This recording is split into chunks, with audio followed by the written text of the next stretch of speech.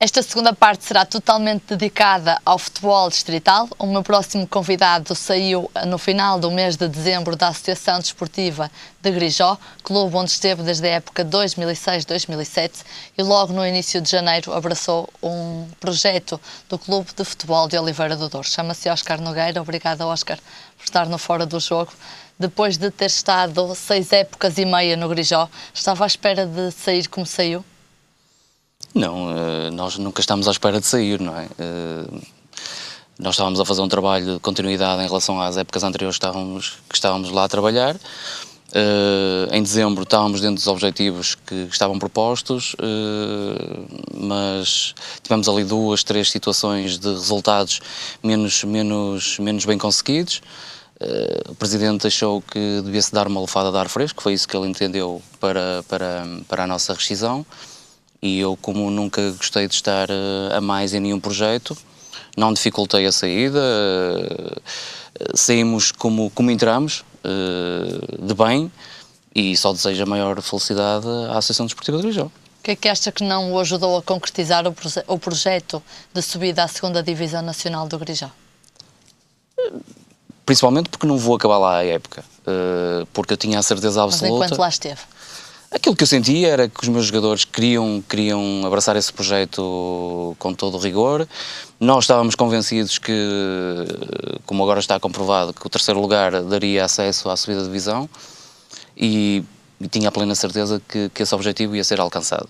Agora, era um trabalho de continuidade e a prova está na continuidade dos resultados que eles estão a ter. Portanto, não me surpreende. Sei perfeitamente o espírito que existe dentro daquele grupo. Trabalhei com aquele grupo muitos anos, a maior parte dos jogadores já estão lá há mais de 2, 3, 4 anos. Sei o espírito que eles têm, sei a ambição que eles têm, portanto não me surpreendem o lugar que ocupam e de certeza absoluta que vão conquistar aquilo que nos tínhamos proposto desde o início. Mister, o que é que se ganha e o que é que se perde quando se está este tempo todo, no caso 6 épocas e meia, à frente de uma equipa? Já ganha-se sentimentos que não se devia de ganhar. Ganha-se carinho, ganha-se responsabilidade, ganha-se apega-se às pessoas, ao clube, aos jogadores, é óbvio, e muitas das vezes a gente mistura os sentimentos de profissionalismo com os sentimentos humanos. E depois chegamos à realidade que no futebol nada disso existe, não é? O futebol é o momento, os resultados. E havendo um momento menos bom, tudo parece que é esquecido e tudo parece que fica desvalorizado. Estou orgulhoso, juntamente com os jogadores que me acompanharam durante estes anos, do trabalho que nós lá fizemos. Não esqueço o que era o Grijó há 6 ou 7 anos atrás e o que é o Grijó neste momento. E estou orgulhoso pela continuidade do trabalho que eles estão a fazer esta época, porque foi um plantel construído por mim, foi um plantel trabalhado inicialmente por mim e foi um plantel preparado também por nós. Portanto, sei que têm toda a legitimidade de ambicionar a subida de divisão e faço votos que isso aconteça e tenho a certeza absoluta que isso vai acontecer. Depois de ter saído e de pensar mais friamente sobre o seu percurso em Grijó, considerava-se um treinador acomodado? Não, nunca. Como diz-me a mim, nunca me afetou, pelo contrário, eu ponho objetivos todos os dias no trabalho que faço e quando não tenho dificuldades provoco-as para as superar. É assim que eu me levanto todos os dias para ir para o treino, é assim que eu preparo os treinos todos os dias e de certeza absoluta que isso é a única coisa que não me podem apontar. Falta de profissionalismo, falta de empenho, de dedicação, foi das coisas que eu sempre deixei no Grijó e vou deixar em todos os clubes por onde passar, independentemente de ser 3, 4, 6 meses, 6 anos. Agora, há uma coisa que eu aprendi, que é dificilmente terei outro projeto com tantos anos. E como é que abraçou o convite do Oliveira do Douro e o projeto Oliveira do Douro? O projeto Oliveira do Douro aconteceu até se calhar antecipadamente daquilo que eu pensava. Tinha saído de Grijó há cerca de 12 dias, não contava de ser convidado tão cedo para o novo projeto, aconteceu. Sinceramente, agradou-me a forma que o Presidente me abordou e com a simplicidade com que me apresentou o projeto, as dificuldades do clube, os objetivos do clube E eu pensei que, por que não abraçar mais um projeto, por que não ajudar um clube que neste momento, como o Presidente dizia muito bem, acho que está no ano zero. As pessoas estão mais preocupadas em credibilizar o clube, em lhe dar novamente alma a um clube que sente que é um monstro adormecido. E eu, durante este tempo que lá estive e que estarei até ao final da época, tudo farei para ajudar o Oliveira de Douro. Como é que a equipa encarou a sua chegada, tendo em conta que foi o terceiro treinador da época? Essencialmente com expectativa, porque pronto, muitos deles, ou quase todos, me conheciam. Os jogadores conversam todos uns com os outros e sabiam perfeitamente mais ou menos como era a minha personalidade em termos de treino, em termos de lidar com um balneário. Não foi difícil lidar com eles, pessoalmente não foi difícil. Agora, acho que eles interpretaram a minha entrada como uma entrada de exigência da parte do Oliveira de Douro, dar continuidade a um trabalho sério, e que foi uma entrada um bocado cuidada da parte da direção em ir buscar alguém que fosse responsável, alguém que pudesse dar continuidade ao projeto que o Oliveira de Douro tem. Nesta altura ocupam o quarto lugar da tabela classificativa, depois de ontem terem empatado no estádio Doutorão, frente ao Dragões Tandinenses. Contavam com este empate, nesta altura, contra esta equipa? Nós, quando abordámos um jogo, nunca contámos com empates. Pensámos sempre em ganhar e a estratégia passava por, em Sandim, trazer os 3 pontos, porque é uma das equipas que eu conheço bem. Conheço bem a forma do Tozé trabalhar as equipas, conheço bem as características da maior parte dos jogadores, portanto pensava seriamente em trazer os 3 pontos. Depois, da forma que o jogo se foi desenrolando e as adversidades que nos foram aparecendo, desde uma expulsão aos 16, 17 minutos, de seguida a lesão do Calvino, que nos condicionou em termos de estratégia. E mal o Calvino sai, sofremos o golo, portanto no espaço de 10, 12 minutos parece que a estratégia foi toda por água abaixo. Aí tentámos minimizar os efeitos negativos que teve tudo isso. Tentámos reagir ainda antes da primeira parte, fomos felizes no momento do que fizemos o golo em cima do intervalo. E ao intervalo alertei que cada um de nós tinha que correr mais 10% para não se notar a falta de um jogador. Correram? Sim. Desde já dou os parabéns à equipa, felicito-os da forma que eles encararam a segunda parte, que acho que fomos mais fortes, acho que fomos mais solidários, mais coesos, se calhar mais equilibrados em termos de equipa e, aceitando o resultado, acho que tivemos sempre um bocadinho mais perto de chegar à vitória do que o Sandim, apesar que, por aquilo que lutou o Sandim e por aquilo da forma que acabou o jogo acaba com uma oportunidade flagrante para o Sandim, acho que o resultado que é justo. Mister, tenho acompanhado que com muita frequência deixa mensagens de apoio e de felicitação aos seus atletas. Esse trabalho também é importante? É importante porque é o tal trabalho que se faz pelas costas, que isto é. Há coisas que a gente não tem tempo de dizer aquilo que pensa aos atletas e depois temos que saber o momento em que lhe dizemos, como lhes dizemos e aquilo que sentimos. Deixo essas mensagens com sinceridade, porque muitas das vezes eu acho que eles necessitam do tal mimo que o treinador muitas vezes é egocentrista e não dá. E quando eu digo isso, quando eu deixo essas mensagens, é mesmo para eles pensarem, para eles as interiorizarem e saberem que quando se deixa uma mensagem com essa responsabilidade, que é porque confiamos nas pessoas, é porque acho que aquelas pessoas podem dar mais que aquilo que têm dado. E o pensamento é esse, é motivá-los de forma a que eles sejam cada vez melhores dia para dia que trabalham. A divisão de elite é o objetivo máximo do Oliveira de Douro? Neste momento, sim. Neste momento, a divisão de elite é o objetivo máximo. Se calhar deixa-me uma certa curiosidade em saber o que é que seria se tivéssemos trabalhado desde o início, porque nós pegamos no barco mesmo na viragem do campeonato. Acredita que era possível uma segunda divisão? Acredito que se calhar, mesmo assim, e fazendo neste momento a retrospectiva dos jogos que fizemos, nós temos 3 ou 4 empates que nos sentimos que perdemos 2 pontos. Se nós pensarmos, por exemplo, em Barrosas, que empatámos o jogo aos 92 minutos, Sofremos o golo do empate aos 92 minutos. Pensarmos que tínhamos o jogo praticamente controlado em Canidelo e acabámos por sofrer o golo do empate.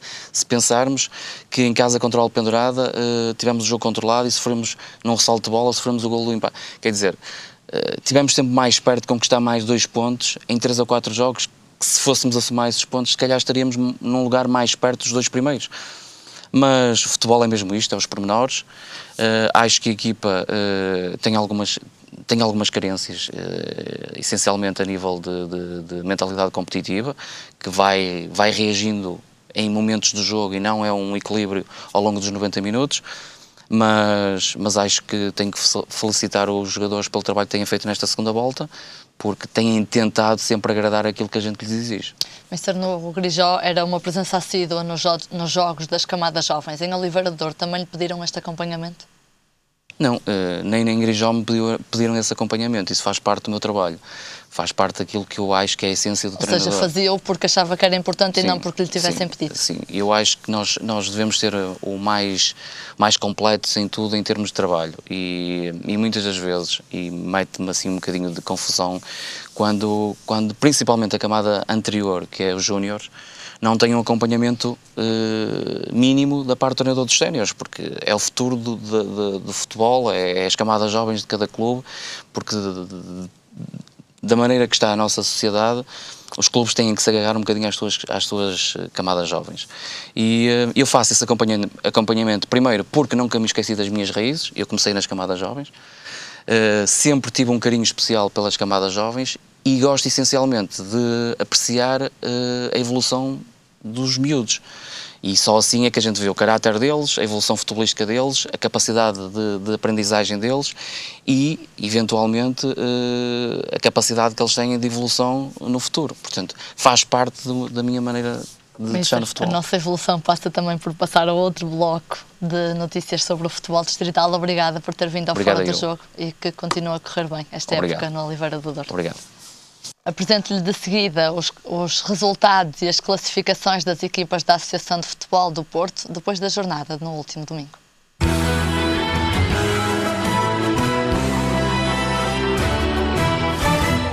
Disputou-se este fim de semana a 31ª jornada da Divisão de Honra da Associação de Futebol do Porto. Dragões Sandinenses 1, Oliveira do Douro 1, Alpendurada 1, Baião 2, Lixa 1, Nogueirense 1, Valonguense 2, Cerzedo 1, Rio Tinto 1, Irmesinde 0, São Martinho 2, Canidelo 2, Sobrado 5, Prozinho 1, Candal 1, Barrosas 1 e São Pedro da Cova 1, Perafita 1.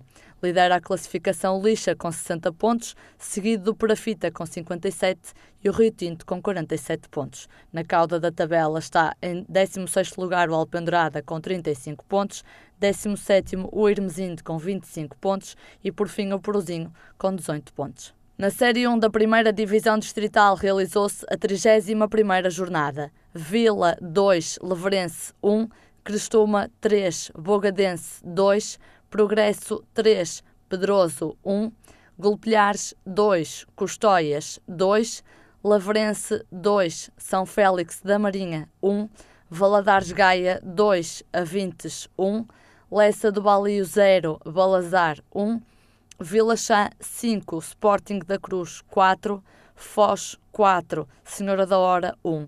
Lidera a classificação o Golpilhares com 80 pontos, seguido do São Félix da Marinha com 67 e em terceiro lugar o Valadares Gaia com 61 pontos. Na cauda está o Sporting da Cruz com 8 pontos e em 17º lugar o Lessa do Balio com 28 pontos. Na Série 2 da primeira Divisão Distrital realizou-se a 29ª jornada. Alfenense 3, Gens 2, Ateiense 0, Maia Lidador 0, Pedroços 2, Castelo da Maia 1, Vilarinho 1, Citânia de Sanfins 2, Vila Caís 3, Mocidade de Sangemil 2, Aliança da Gandra 1, Gondimaia 0, Nonalvares 0, Rio Tinto 2 e Águias de Iris 1, Marco 09 1. Lidera a classificação o Citânia de Sanfins com 55 pontos, em segundo lugar o Aliança da Gandra com 52 pontos e em terceiro o Gondimaia, que até agora conquistou 51 pontos. Na cauda da tabela temos o Vila Caís em 16º lugar com 27 pontos até agora e em 17º Mocidade de Sangemil, 23 pontos. Realizou-se este fim de semana a 30ª jornada da 2ª Divisão Série 1, Sporting São Vítor 0, Canelas 2010 1, Marchal Gomes da Costa 1, Os Lusitanos 1, Inter Milheirós 2, Medense 0, Aldeia Nova 2, Águas Santas 3, Melres 0, Arcozelo 2, Clube Desportivo Portugal 4, São Romão 1, Atlético Vilar 2, Sporting do Campo 1, Estrelas de Fânzeres 2, Ramaldense 0. Nesta 2ª Divisão Série 1 lidera a tabela classificativa o Canelas 2010 com 76 pontos, seguido do Sporting do Campo com 58 pontos e os Lusitanos com 53. Na cauda está o São Romão com 27 pontos e os Estrelas de Fânzeres com 9 pontos conquistados até agora. Na 2ª Divisão Série 2 realizou-se este fim de semana mais uma jornada, Airães 1, Carvalhosa 3, Penamaior 0, Livração 0, Salvadorense 1, Frazão 0, Sobrosa 1, Ferreira 1, Caíde Rei 1, Vila Boa de Quires 1, Cesarense 0, Rio de Moinhos 3, Passos de Gaiolo 4, Raimonda 2, Marco 09B 0, Soalhães 1.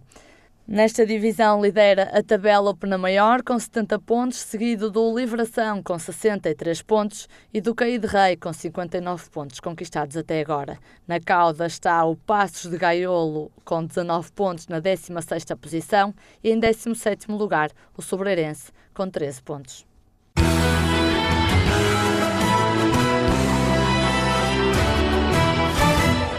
Tempo agora para os destaques do futebol distrital com Johnny Lino, o administrador do blog A Bola é Redonda. Boa noite, Johnny. Boa noite, Tânia. Começamos pela divisão de honra, como é normal, e com o empate entre o São Pedro da Cova e o Perafita, que acabou por prejudicar as duas equipas.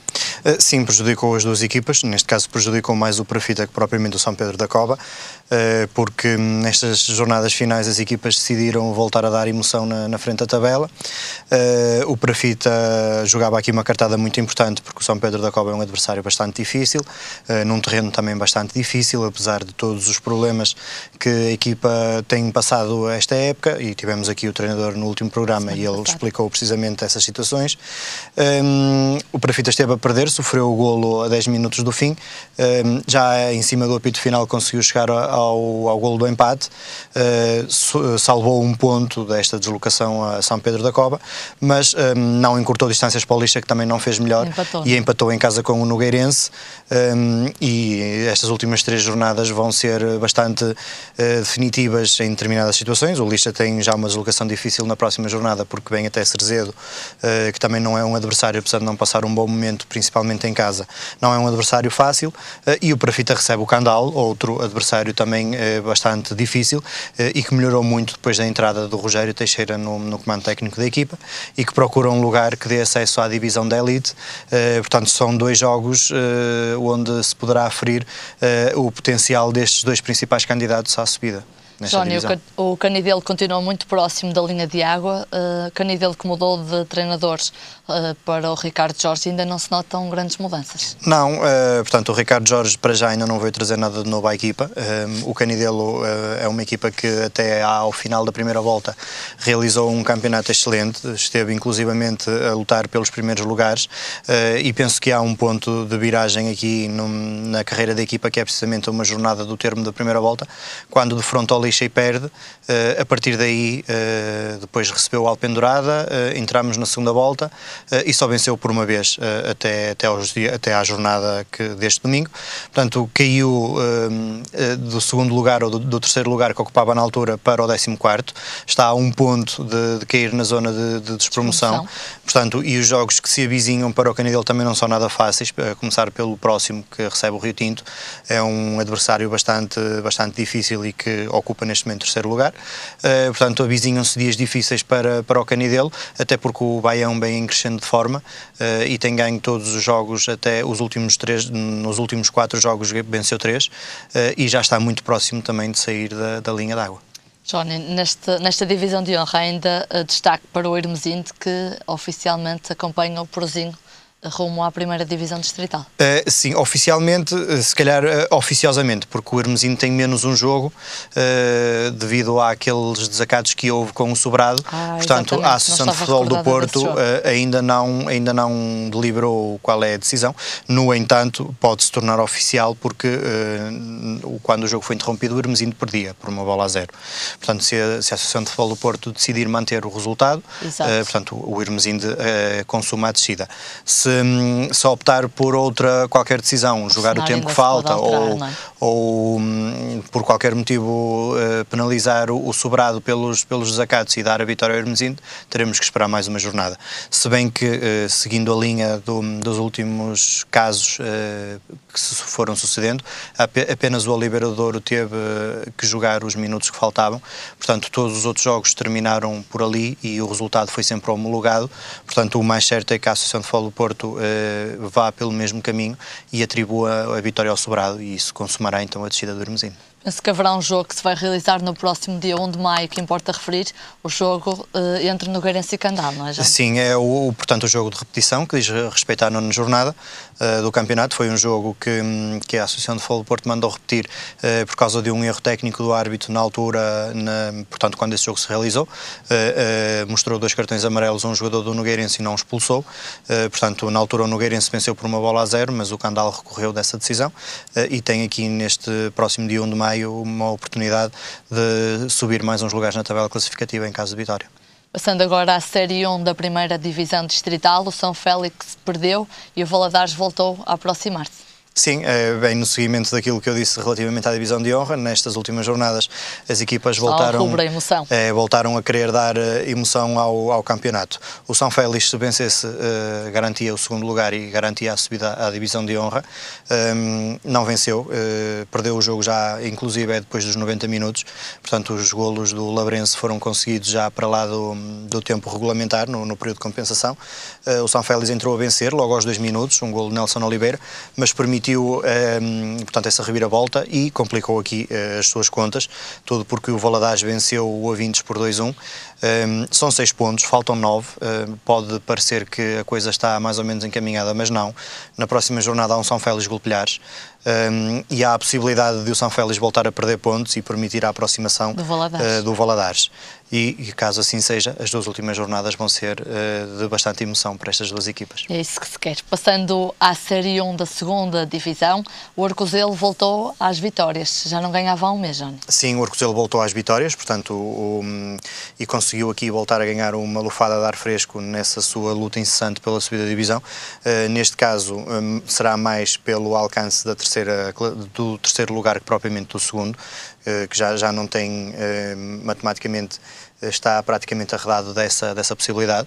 Portanto, o Arcozelo, que neste momento atravessa um período muito conturbado internamente, com a demissão do presidente, que no entanto irá levar o mandato até, ou melhor, irá tentar terminar a época como presidente e depois haverá eleições. O treinador também no último fim de semana na comunicação social teceu algumas palavras relativas ao plantel e ao facto de poder haver jogadores que não se esforçam da mesma forma que outros, portanto, e a equipa este fim de semana respondeu da melhor maneira, perante um adversário muito difícil, que é o Melres, que também procura lutar pelos lugares que têm acesso à subida da divisão e principalmente porque foi em casa do Melres, que é sempre um adversário muito difícil de bater no seu estádio.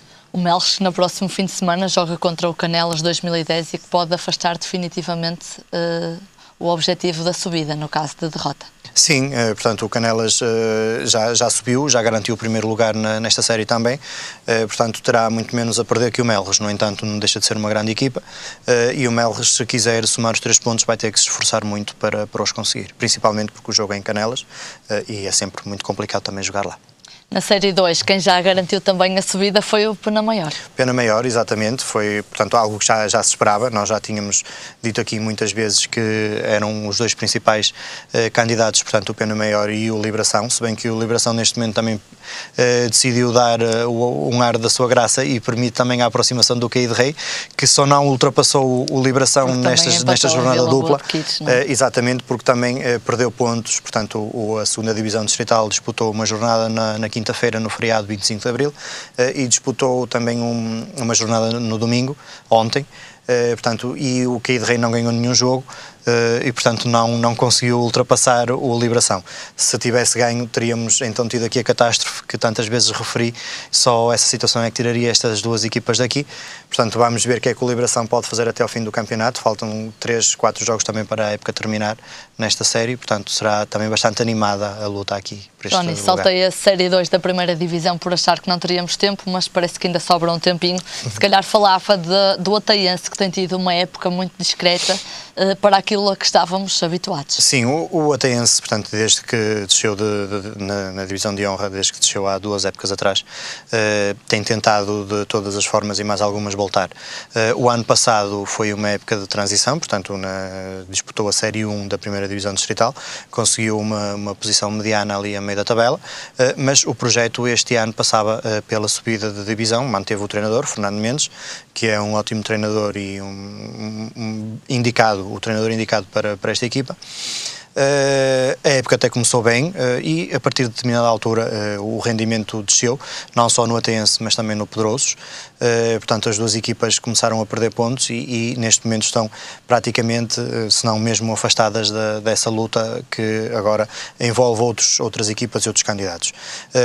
Fica só o lamento de não poder ver o Ataiense num lugar superior, porque o Ataiense de facto é uma boa equipa e tinha todas as condições para conseguir garantir a subida, e este ano terá que tentar na próxima temporada. Nós também já reunimos todas as condições, por isso o Fora do Jogo acaba por aqui. Até para a semana, Johnny. Até para a semana, obrigado. Ficamos, como já disse, com o Johnny, ficamos por aqui esta semana. Voltamos na próxima segunda-feira à noite, a partir das 10, contamos com a sua presença aí desse lado. Não se esqueça de nos acompanhar no Facebook, na página Fora do Jogo-RTV, ou de nos mandar as suas sugestões e os seus palpites para foradojogo@rtv.com.pt. Até lá, fique na companhia da RTV e não fique de fora do Fora do Jogo.